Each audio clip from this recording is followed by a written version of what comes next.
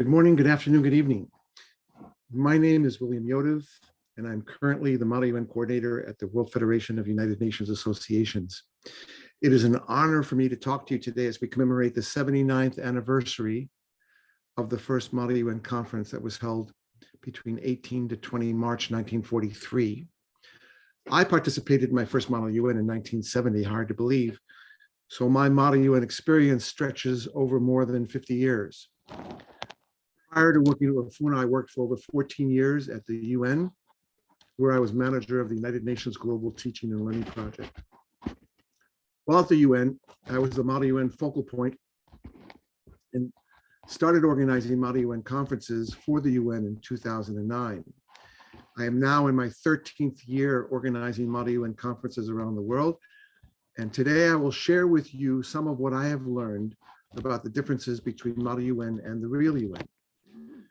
Model UN came into being 2 years before the UN was created and has always been independent of the UN itself. The UN has never had a role in supervising how simulations of UN meetings were implemented.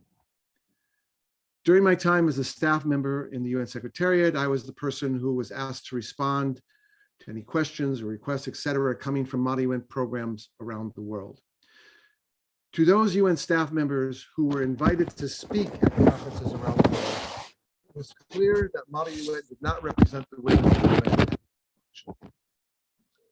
terminology that was used, the leadership structure, the decision-making process that includes the way resolutions were drafted, tabled, and negotiated, the rules of procedure, and the way action is taken on outcome documents in Model UN are all different from the real UN. Many students who participate in Model UN never get a chance to observe the real UN in action. It is often their first and only entry point into the world of the UN. And so from 2009 to 2011, I was a part of a team at the UN put together by our Undersecretary General, Mr. Kiyotaka Akasaka, to organize the first ever simulation of the GA and Security Council organized by the UN itself. The first conference took place in Geneva, the second one in Kuala Lumpur, and the third one in Incheon. One of the main purposes of organizing these conferences was to demonstrate how UN meetings can be simulated that more accurately reflect what goes on at the UN today. I have continued to develop this approach and apply it to simulations of the International Court of Justice, UN Environment Assembly, many ECOSOC functional commissions, the Human Rights Council, the International Labor Conference, and the World Health Assembly. My hope is to extend this approach to simulations of all decision-making bodies at the UN. When I give talks around the world to students who have been participating in Model UN, they are usually very surprised to learn how different it is from the real UN. In the short time I have available today, I will try to outline some of the major differences. But please keep in mind as I do so that the UN is a living organism that continues to change and adjust how it goes about making its decisions. Now give me a moment to share my screen. You should all now see a slide that says comparison of Model UN and the real UN. Before we start, I just wanted to go over a few highlights from the stages that led up to the creation of the UN. As you know, the UN was preceded by the League of Nations, which failed to prevent another world war from occurring after the First World War. And by 1938, it was clear that the League of Nations was no longer able to fulfill its mission. As early as June of 1941, we find that the countries that were fighting against the Axis powers, which is Germany, Italy, and Japan, had already started to think beyond the war towards what would happen once the war was over. And in June of 1941, we have the Declaration of St. James Palace, which was just a general declaration of principles that peace-loving countries would need to follow in the future. I'm not going to go through every stage here. The August 1941, the Atlantic Charter outlined in more detail the principles that needed to be adhered to. And in January of 1942, we find a very important declaration called the Declaration of the United Nations. This is the first time that the term United Nations was used. It was coined by President Roosevelt to refer to the 26 countries that had signed the declaration and pledged to continue fighting together until they defeated the Axis powers. Now, by 1943, we find this is the first time that there was a call for the establishment of an international organization following the end of World War II. So by this time, even though the war was not over, the countries that had pledged to work together were increasingly more confident that they were going to win the war. 1943 is a very important date because that is when the first Model UN conference is recorded to have taken place in March of 1943, prior to simulating this first conference that called itself a Model UN conference. Students had been simulating the League of Nations, which went all the way back to the early 1920s. Now, the reason why it's significant that we look at when the Model UN conference took place in the context of all the different stages that led up to the creation of the UN was the first Model UN conference took place well before the details of this new organization were detailed and agreed to. It wasn't until 1944, 1945 at the Dumbarton Oaks Conference in the United States and the Yalta Conference in the Soviet Union that the United States, the United Kingdom, and the Soviet Union came together and really started to hammer out the details of this new organization, which was still unnamed at that point. Even though the Declaration of the United Nations had been signed in 1942, that term was only used to refer to the 26 countries that had signed the declaration and was not the term that was used to a new entity that would be created following the war. That came later. But Dumbarton Oaks and Yalta made significant progress in detailing what this new organization would look like. So this is after students had already started simulating what they called Model UN, which was not a simulation of an institution because that institution wasn't created yet. It was a simulation involving countries that had signed the Declaration of the United Nations. And by 1943, the number of countries that had signed the declaration increased to 31. And by the time the San Francisco conference came about, that number was in the 40s.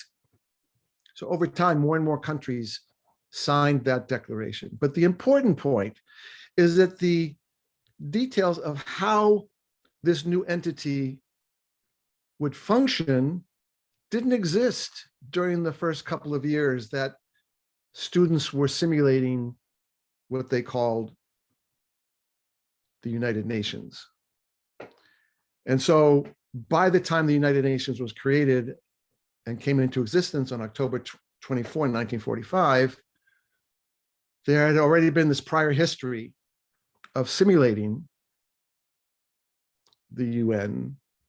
And so by the time the organization came into existence, students had already been using procedures that had been in place earlier from the time that they had been simulating the League of Nations. And this is really important to keep in mind. Now, I'm going to talk a little bit about just a kind of background changes in the decision-making process from early international organizations up until the time of the UN and what happened by the time the UN was created. So at the time the League of Nations came into being, which was it was created by the Treaty of Versailles in 1919, they had adopted a decision-making process which had already been in effect from prior international organizations, which go back to the mid-1800s, called the Unanimity Rule. The Unanimity Rule was put in place to respect the sovereignty of countries that were members of international organizations. One of the primary concerns and worries of international organizations was that they did not want to be put into a situation where other countries could dictate decisions that they did not agree with. In one of the earliest organizations, international organizations, that was formed in 1864 in Geneva, the French delegate that participated in that 1864 conference is known to have said that they would not participate in this conference if the decision-making rule was such that a majority of countries could impose a decision on a minority of countries.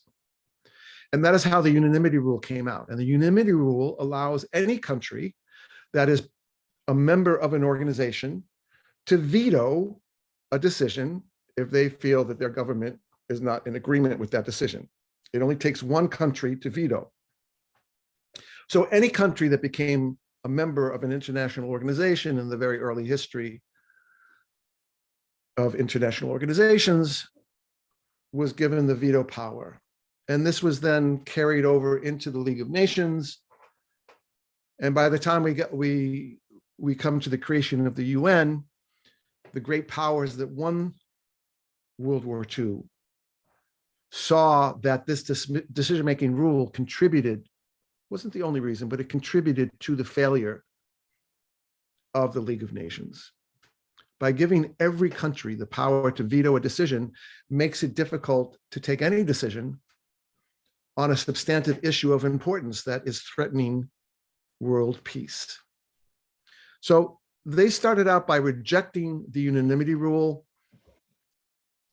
and in place of the Unanimity Rule, they adopted the simple majority rule, so that any decision that was taken by this new institution called the United Nations would only require 50% plus one vote. That's a simple majority. Now, it is the case that there are certain what are called important questions, which are defined in the UN Charter, which require a 2/3 majority. These decisions involve recommendations on the maintenance of peace and security, if that were to take place in the General Assembly, the election of non-permanent members of the Security Council, the election of members of ECOSOC, the admission of new members to the United Nations. If there was any decision to suspend a member of the United Nations, that would require a 2/3 vote, and budgetary questions. Now, these decisions don't occur very frequently, and sometimes there are entire sessions of the GA when there are no important decisions that come up at all. So it's important to keep in mind that although there are some decisions that, according to the UN Charter, would require a 2/3 vote, these decisions do not come up very often. And if they do come up, it's a small minority of decisions. The great majority only require a simple majority. So we see, again, this transition that took place from the League of Nations to the United Nations that rejected the Unanimity Rule in favor of the majority rule. Now, why did the great powers reject the Unanimity Rule? Again, part of it was to make it easier to take action when action needed to be taken. But at the same time, it creates a new problem, because if we go back to the conference of 1864, remember that sovereign nations did not want to be members of an international organization if it was possible for a majority of countries to impose a decision on a minority of countries. So by that was the whole purpose of creating the Unanimity Rule. So when they got rid of the Unanimity Rule and replaced it with the majority rule, you would think that they were going back to what was objectionable back in the mid-1800s. So the big question is, how did the great powers maintain respect for the sovereignty, the sovereign equality of member states, and yet at the same time allow decisions to be made by a simple majority? Wouldn't that simply be a regression back to a decision-making rule that had already been rejected by countries? So again, the great powers who won World War II were concerned about the potential for member states to put limitations on their sovereignty or to impose decisions. And how did the UN Charter maintain this principle of sovereign equality when decisions are made by the majority rule? Well, it does so by stripping the ability to make decisions of the, let's say, the General Assembly or ECOSOC or the Human Rights Council or any other part of the UN, except for the Security Council. We're going to get there in a moment. It stripped them of the power of making their decisions legally binding on other members of the United Nations. It made those decisions only recommendations and removed the ability of those bodies, remove their ability to enforce those decisions on all of the members of the UN. So by stripping them of this power, by only making their decision recommendations, it removed the possibility that a majority of countries could impose decisions on a minority of countries. Even if a resolution was adopted by a majority vote, that majority could not force those that voted against a resolution to follow the recommendations if they didn't agree with it. And so that is how they maintained respect for the principle of sovereign equality, yet allowed decisions to be made by a majority without the ability to impose that decision on all of the member states. Now, this is true in the GA and ECOSOC, Human Rights Council, no matter what part of the UN we're talking about, except for the Security Council. And here are just some examples. If we look at the Article 10 in the UN Charter, it says very clearly, may make recommendations. ECOSOC, again, can only make recommendations.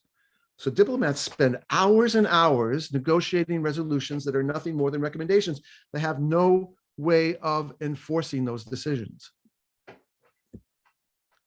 Security Council is the one exception to the rule. Why? Because the UN Charter authorizes the Security Council to make its decisions legally binding on all of the members of the UN. Now, it's important to keep in mind, this does not mean that every decision of the Security Council is legally binding. It is not. It is only, they have the power to make their decisions legally binding, but that does not mean that every decision that comes out of the Security Council is legally binding.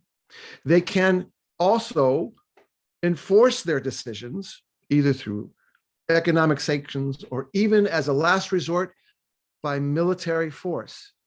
If after all other attempts to solve a dispute peacefully have failed, the Security Council does have the power to impose sanctions and to enforce their decisions militarily if they so choose.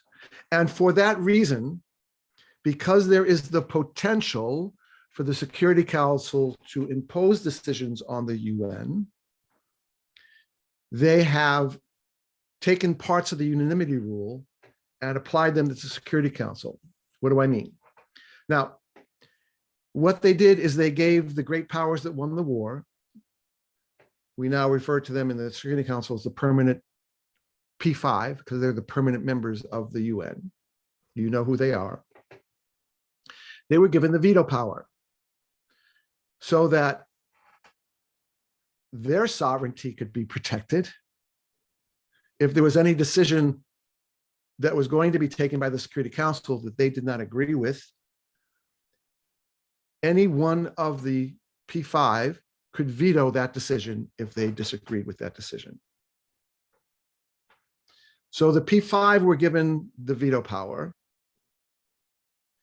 But on another if you look at the rules for voting, the non-permanent members also have the possibility of vetoing a decision. And we're going to get to that in a moment.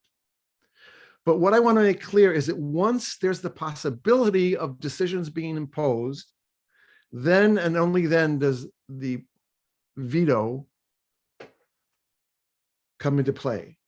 There is no possibility of vetoing decisions in the General Assembly, Human Rights Council, ECOSOC, or any other part of the UN, because those decisions cannot be legally binding.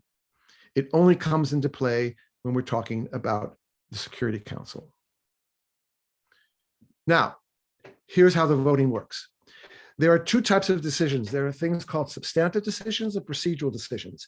Substantive decisions are decisions dealing with actions that the Security Council thinks need to be taken in order to address some threat to international peace and security somewhere in the world. Now, those decisions require a minimum of 9 votes of the council. Remember, there are 15 members of the council. So 9 out of the 15 members have to vote in favor. And of those 9 votes, 5 of them have to be the concurring votes of the P5. So what that means is we have all 5 of the P5 have to agree, plus 4 of the non-permanent members for a decision to be taken. That means that there could be 6 members of the Security Council that vote against a resolution. As long as all the P5 are in agreement, that decision will be adopted. That is required for substantive decisions. Procedural decisions are less important, and they do not require the P5, all of the P5 to be in agreement. As long as there are 9 votes in the council, regardless of whether all 5 of the P5 are in agreement or not, a procedural decision can be adopted, and there is no veto power of a procedural decision. Here's an example of both types of decisions. If we look at the recent proceedings in the Security Council over the situation in the Ukraine, we see that there was a resolution that was drafted by the United States and Albania, that was sponsored by a lot of other countries that were members of the United Nations, that was vetoed by the Russian Federation. That was considered a substantive decision that was vetoed, and therefore no decision was taken. There is the possibility in the UN Charter that when a situation involving a threat to international peace and security is not addressed by the Security Council, it can then be addressed by the General Assembly. They put forth a vote in the Security Council to request an emergency session of the General Assembly to address the situation in the Ukraine. And this vote is considered to be a procedural vote. And even though the Russian Federation voted against it, it was not considered a veto, because there is no veto when you're making procedural decisions. So here's an example of 2 types of votes. In the first vote,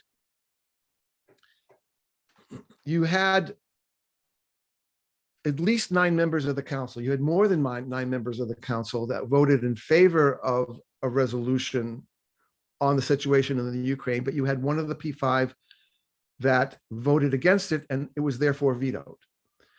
In the case of a procedural decision, again, you had the same number of countries in favor. One of the P5 voted against it, but because it was procedural, it could not be vetoed. So the Security Council is the only organ of the UN that incorporates not a full unanimity rule, because a full unanimity rule would mean that any member of the Security Council, whether they're permanent or non-permanent, could veto a decision. And that's not the way the rules are written. Any permanent member can veto a decision. And if you have, if you only have 8 votes in favor of a decision, let's say you have 5 of them are the P5 plus 3 non-permanent members and all the other permanent members, that is 7 permanent members vote against it, that would also veto a decision in the Security Council. So the non-permanent members can veto a decision, but it takes a minimum of 7 of them voting against a resolution to veto it, whereas the P5 only need 1 member of the P5 in order to veto a decision. Security Council never formally adopted its rules of procedure and continues to adapt and change its working methods. That's what makes the Security Council so fascinating. It continues to add to its working methods. It continues to add new formats that didn't exist during the early part of the Security Council's history. And it can do this because its rules of procedure were never formally adopted. One of the interesting formats which has evolved in recent times is something called ARIA formula meetings. Now, according to the rules of procedure, provisional rules of procedure, there was no way for the Security Council to invite outside parties to come and brief the council on some important conflict that might be going on in the world. And by that, I don't mean a country, it could be an individual that was a witness to something relative to a conflict. And it actually happened in the case in the 1990s, where there was a priest in Croatia that wanted to address the Security Council and brief them on what is happening on the ground during that conflict, if any of you have studied it. And the Security Council was not able to allow that person to brief the council because the council's rules were such that they couldn't allow entities or individuals outside of the council to do so. So the president of the council at that time was from Venezuela, and he came up with this format where he invited the Security Council members to come outside of the council chamber into the delegates lounge, which was just outside the council, and to have an informal meeting where this priest was able to come and brief them. It was not considered a formal part of the Security Council, it was considered an informal meeting. And this kind of caught on to the point where every year there are these informal ARIA formula meetings, they're called, where any member of the council can convene a meeting, an informal meeting outside the chamber. It could be in another mission, it could be in another room of the UN. It just cannot be convened within the council of the security, the formal council chamber of the Security Council, and engage in a discussion on an important issue that they're not able to discuss within the council. This has become very popular. And this is something which has been added now to the formats of the Security Council that didn't exist before. And they could do this. And there are other formats that they've added as well. I don't have the time to go into them. But this is one of the beauties of the Security Council and not having rules of procedure set in stone. It gives them the flexibility to do this. Now, once the UN Charter adopted a simple majority for most of its decisions, by the early 1950s, some diplomats started to become unhappy with making decisions by voting. Now, you would think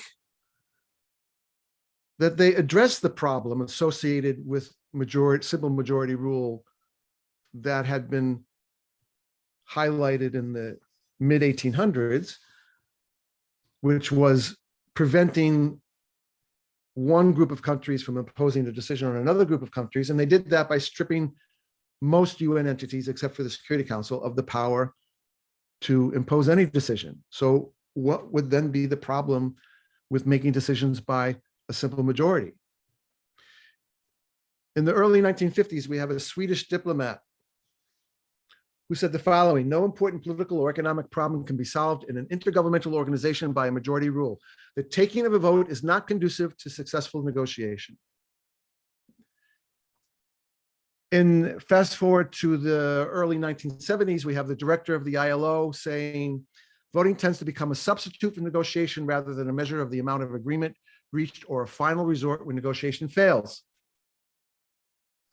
Here are two examples spread over time, over a period of 20 years, which are bringing up certain dissatisfactions with making decisions by voting.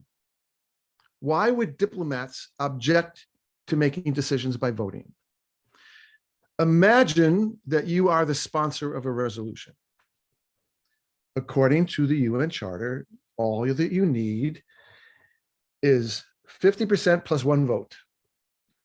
And once you know you have your simple majority, you could go to the presiding officer of whatever UN body your resolution is being discussed, and say, I have the required number of member states in order to have my resolution adopted. I'd like to convene a formal meeting to adopt this resolution. A meeting would then be convened. You would adopt your resolution, move on to another resolution, and you can get through a lot of resolutions by following the simple majority rule. The problem with that is that as a sponsor, you can ignore all the other member states beyond the simple majority who may have an important stake in the resolution or may have important things that they would like to see in that resolution. But because you're not obligated to include them in the negotiation process,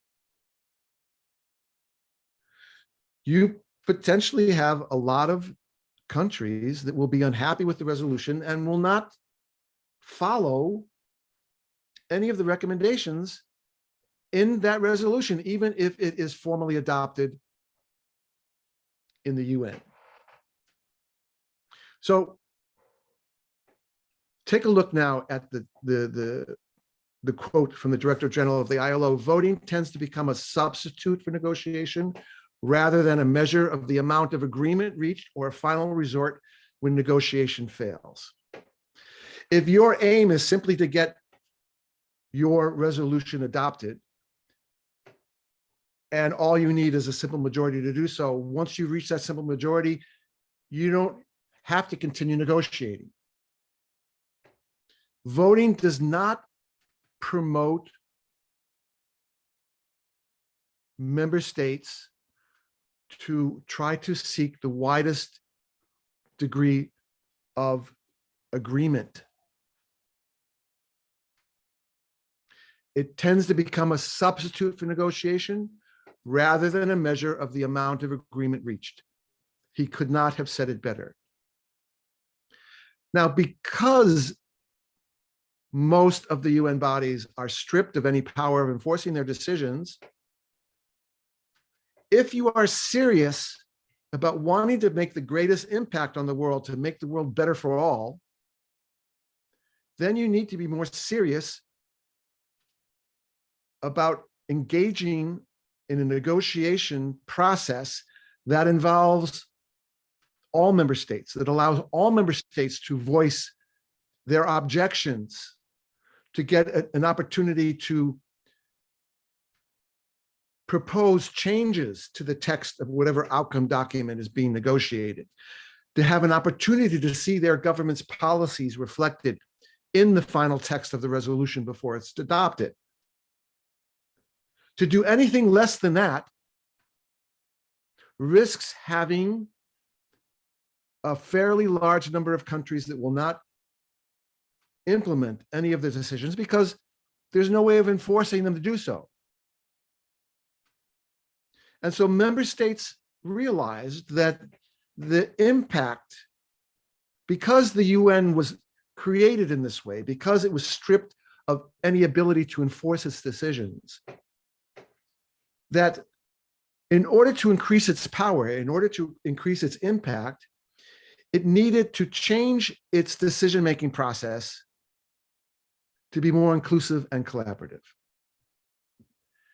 And so we find that over time, the UN has replaced, just as it replaced the unanimity rule with the majority rule, it eventually replaced the majority rule with something that we call consensus. In 1971, the GA adopted a resolution, and again, remember, resolutions are nothing more than recommendations. It adopted a resolution which recommended, because there's no way of forcing member states to do so, that recommended that all decisions moving forward should be adopted by consensus, that member states should engage in a negotiation process that aims to get every country to agree on the text of a resolution before it is adopted. And once agreement is reached, once you have all of the member states that agree on the text, then in fact, there's no need to vote. So the consensus process is one that replaces voting, because once you have reached consensus, there is no need to vote. The consensus process is a method of reaching agreement on a resolution through consultations and negotiations until there are no strong objections to any part of the text. It's critical to understand that the negotiation process is much longer, it takes more time, but member states have seen over time that there's much greater value in aiming to reach consensus than there is to simply get a resolution adopted once you have a simple majority to do so. And the big gain, the big payoff in aiming to reach consensus is that you increase the number of countries that are likely to implement the recommendations in the resolution. And again, if our aim is to have the greatest impact on the world, this is the only way to do it. Now, I've analyzed all of the decisions from the time the UN was created until December 31st, 2021, and I will add to my analysis once this session of the GA is over. I'm just talking about decisions in the GA for now. And please keep in mind that in the GA, they know that if they cannot reach consensus, that they can always fall back and put a resolution to a vote. If after all the efforts they've made to reaching consensus have not been successful, they can, if they want to, put it to a vote. But their aim initially is to try to achieve consensus so that there is no need to vote. That also sends a strong message to the world. When you can say that a resolution has been adopted by the entire membership of the General Assembly without putting it to a vote, that sends a very different message about the resolution that was adopted than if you said the resolution was adopted by a vote of 100 in favor and 93 against.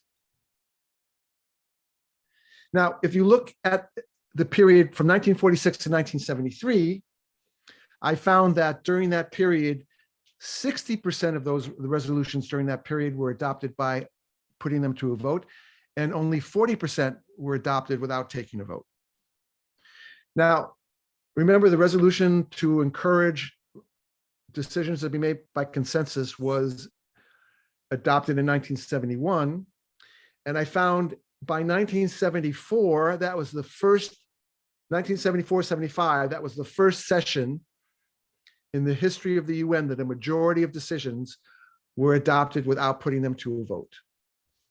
Now, when I looked at all of the decisions from 1974 to 2021, I found a very different picture. I found that during that period, across all of the GA committees and the GA plenary, 70% of the decisions were made without voting, and 30% were made without putting them to a vote.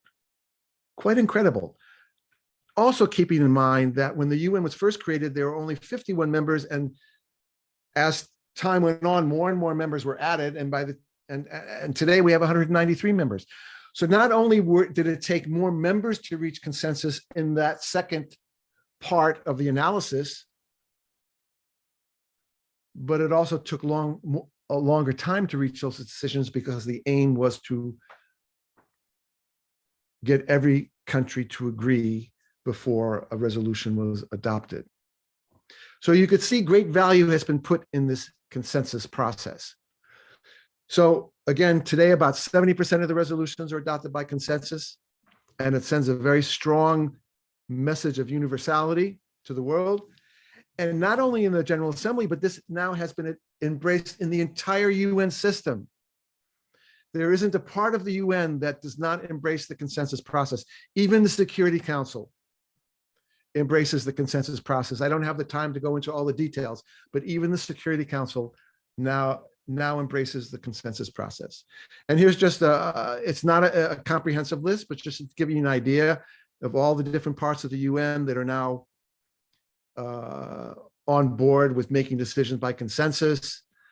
And here's another set of entities within the UN that all make their decisions by consensus. Now, the consensus process. Just briefly, and again, this is something which requires more time to explain, but just briefly is the following. Once resolutions are tabled, or whatever outcome document, because they go by different names, is tabled, then the presiding officer reads each paragraph and asks if there are any changes or amendments that any delegates wish to make. If a delegate wishes to make a change in the text, that change is inserted temporarily into the text. And then after all the proposed changes are put forth, then they go back and they go one by one and they debate every change. And they either agree to insert the change as it's been proposed, or there is a debate that takes place if there are some members that disagree with the amendment, and they try to see if there's an alternate wording of the amendment that they can all agree to. Or if there is strong opposition, which does happen to a particular amendment, sometimes the member or member states that propose that amendment will agree to withdraw it in the spirit of consensus. This continues with every amendment that is proposed until there are no amendments left and there is no strong objection to any part of the text. Then they know they have reached consensus and are able to go and adopt the outcome document without putting it to a vote. Now, as I said, sometimes there are situations, now it happens less often and to a minority of decisions, where through this process, there are certain amendments and changes that member states are just not able to agree to. And the only way to take action, at least in the General Assembly, it's different in other parts of the UN, is to put it to a vote and see what a majority wants to do. That is what the consensus process looks like in reality. Now, here's an example of what we call a compilation text. A compilation text is the text which records all of the proposed amendments, and then the member states go back and they go one by one through the compilation text and they debate every amendment until they agree on what to do. And when there are no amendments left and every paragraph has the words agreed ad ref after it, then they know they've reached consensus and they can go and adopt the resolution without putting it to a vote. Now, reaching consensus does not mean that you have to agree with every word and every sentence in the outcome document. It is not the same thing as unanimity. What it does mean is that there is nothing in the document that your government objects to so strongly that the only way your government is willing to adopt or take a decision is by putting it to a vote and see what the majority wants to do. Now, they've built into this process something called an explanation of position. So once consensus has been reached and a resolution then goes and then a formal meeting is convened. Now, all of the negotiation happens during informal consultations that are not public. They're private so that member states can speak frankly with each other. And there are no rules of procedure. They spend most of their time negotiating in informal consultations where there are no rules of procedure. Once they go back to a formal meeting to adopt a resolution, they can take the floor to what's called explanation of position. Explanation of position allows a member state who did not sponsor the resolution to identify a part of the resolution or whatever the outcome document is, to identify a part of the outcome document that their government wants to disassociate from, that their government does not agree with. So they might say something like, while we have agreed to join consensus on this resolution, we would like to take this opportunity to clarify our position on operative paragraph 6. We do not agree with the action which is recommended in this paragraph, and our government would like to disassociate itself from this paragraph. So it is possible to agree to consensus, to agree not to put the entire resolution to a vote, and still during the final formal meeting where that resolution or outcome document is adopted, to put on the official record of the UN that your government may not be in agreement with a particular part of it. And I think that the roots of this go back to the League of Nations. And of course, I don't have the time to show you where that connection is. But just let it be known that this also helps the consensus process, because governments know that they still may have an element within an outcome document that they don't object to strongly, but they do have some objections, but they still have the opportunity to make it clear that their government is unlikely to implement a particular recommendation and which part of the resolution they want to disassociate from. Now I want to spend a few moments just going over some of the major differences between the real UN and traditional model UN, that now you know a little bit more of the history of the decision-making process. One of the biggest differences between traditional model UN and the real UN is that traditional model UN uses parliamentary procedures that are not used in the real UN at all. So all the points and motions that you may be used to using in traditional model UN are not used at the real UN. Things like points of personal privilege, points of information, points of inquiry, motions for moderated and unmoderated caucuses, motions to table a topic.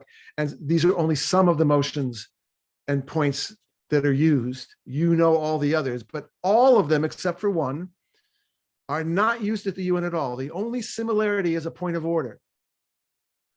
Points of order exist and are used at the real UN and are used in traditional model UN, but everything else that is used in traditional model UN, all the parliamentary rules of procedure are not used at all. You will never hear a presiding officer at the UN ever utter the words, "Are there any points or motions on the floor?" Does not happen. There's no yielding of time. That's a parliamentary procedure. There are no friendly and unfriendly amendments, because the goal is to reach consensus. The goal is to find compromises that everyone can agree on. There's no signatories are required, because that violates the principle of sovereign equality. There's no seconding of motions except for in the ILO on occasion. And again, remember, the ILO is much older than the UN itself and has some procedures which are more parliamentary in nature because it is so much older than the UN. You don't find that in any other part of the UN. Signatories violate the principle of sovereign equality. Every country is sovereign and does not need another country to second a motion that they're making. It violates their sovereignty. Again, the UN is not a parliament, and some of the rules used in parliamentary rules of procedure violate that very principle. The other major difference is that model UN conferences make every decision by voting. As you now know, the UN has moved away from voting, It rarely votes. In the GA, only 30% of the time in recent times. If you look at ECOSOC and the functional commissions of ECOSOC, most of the commissions never vote. Some parts of ECOSOC have never voted. If a outcome document in ECOSOC, and they go by different names, do not reach consensus, they are withdrawn. They are not put to a vote at all. Consensus is taken very seriously in ECOSOC. This is a huge difference between traditional model UN and the real UN.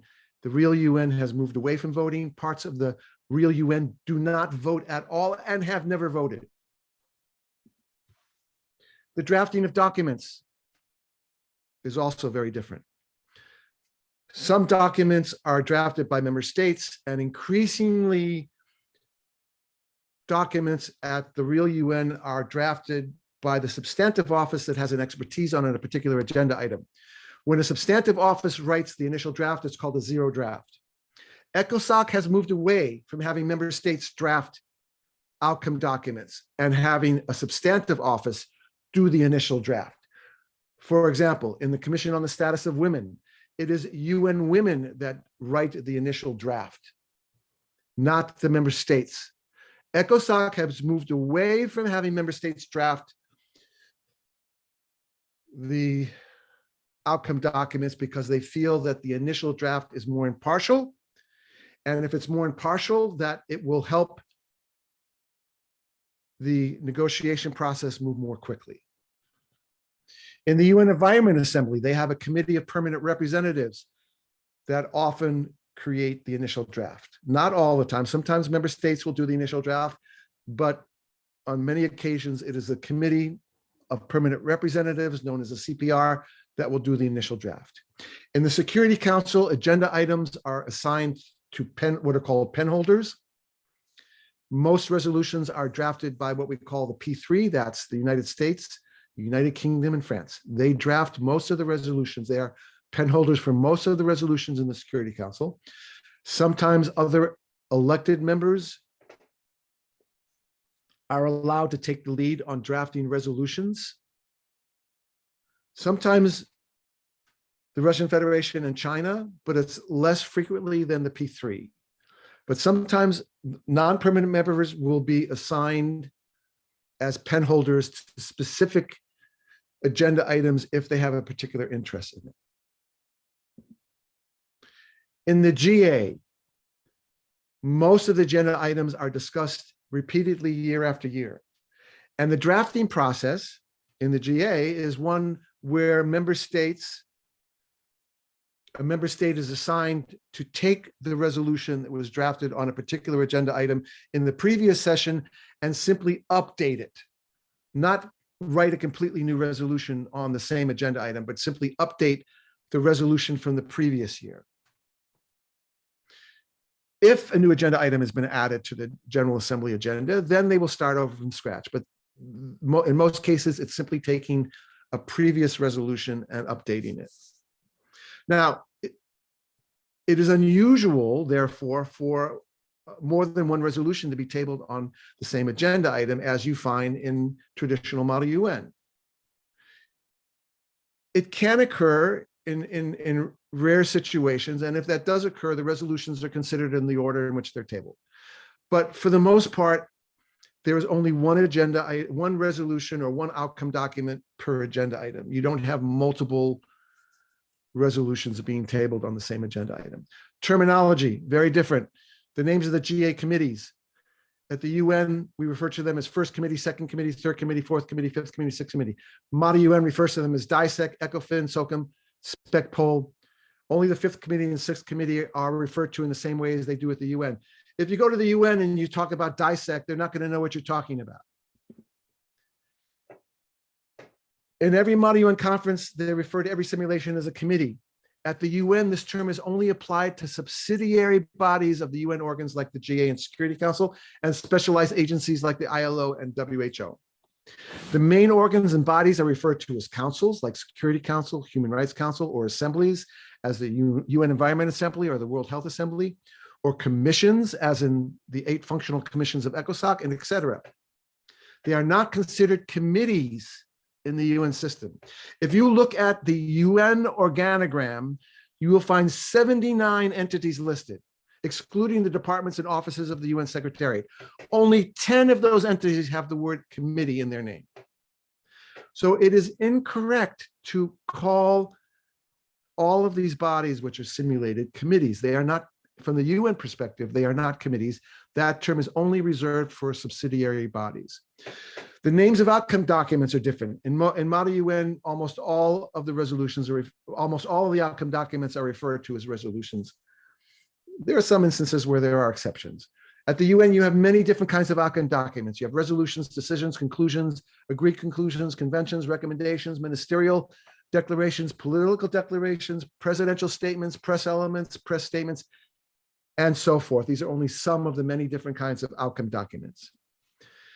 The components of outcome documents. Resolutions are composed of paragraphs, not clauses. This is one of the hardest habits I find Model UN participants have of breaking. Resolutions do not consist of clauses. Clauses are more generally found in legally binding documents like conventions.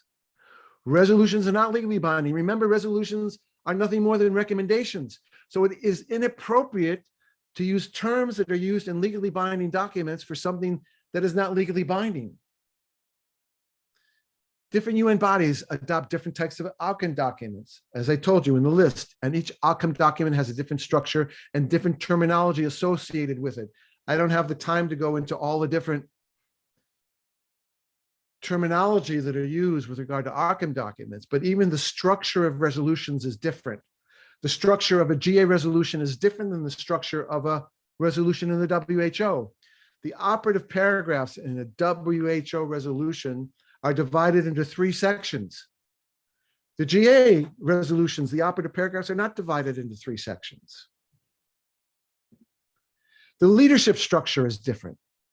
The leadership at the UN consists of bureaus. A UN diplomat would not understand what you're talking about if you use the term dais.